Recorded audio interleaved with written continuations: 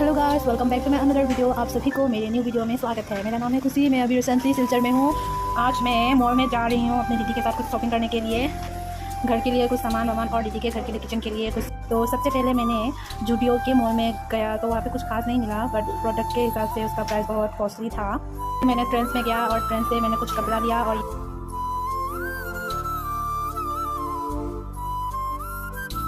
Trends से मैंने कुछ कपड़ा लिया और कुछ ट्राई व्राई किया उसे।